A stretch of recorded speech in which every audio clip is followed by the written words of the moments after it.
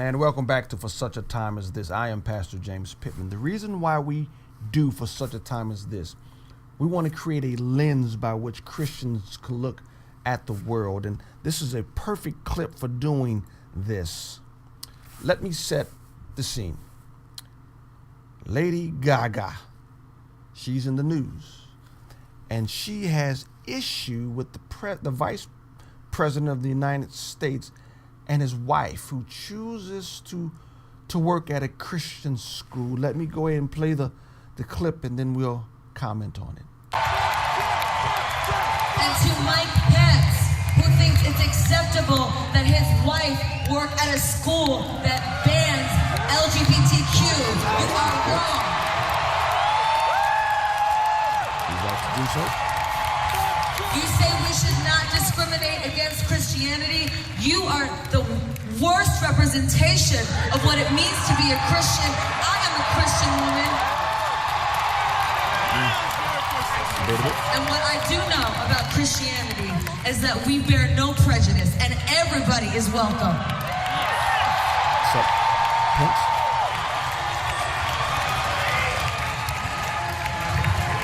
So you can take all that disgrace, Mr. Pence, and you can look yourself in the mirror, and you'll find it right there.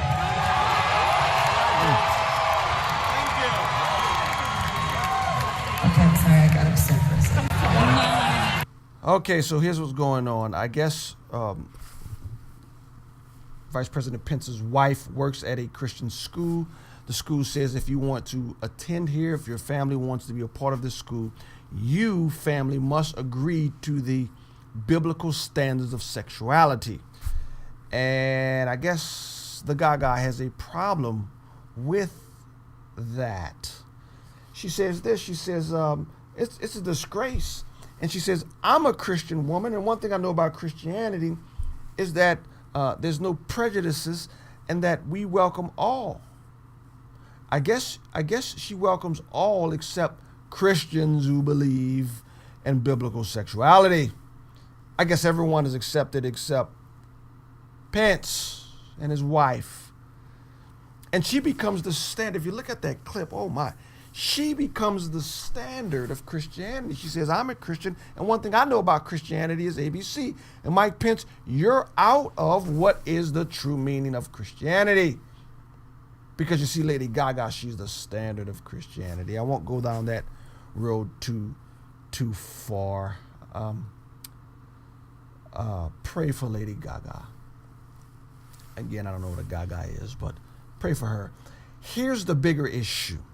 Whether it's entertainers or movie stars or politicians, people have a very bad habit. I call it Cainitis. In the 4th chapter of the very first book, in Genesis chapter 4, God communicates to Cain and Abel how he wants them to approach him. Cain says, God, I have a better idea. I want to approach you on my terms. And so Cain begins to do what he wants to do, not what God told him to do, which got Cain in a whole bunch of problems and got his brother Abel killed, because Cain killed Abel out of jealousy and spite and anger. What Cain did is what people do all the time. They want to approach God on their terms, and many a times their religions, many a times their Christianity is nothing but a figment of their imagination.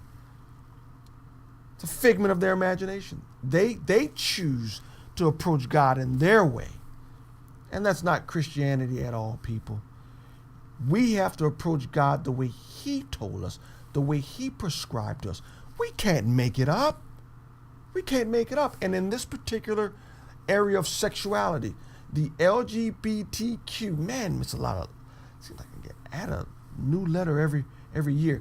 But the LGBTQ group who call themselves Christians, they want to make up the standard of sexuality and reject that standard of sexuality that is clear in the scriptures, what God has spoken, what God has said. So not only for Lady Gaga, but the politicians, no matter where you are, if you are a Christian, you must approach God the way He told you to. You can't make it up.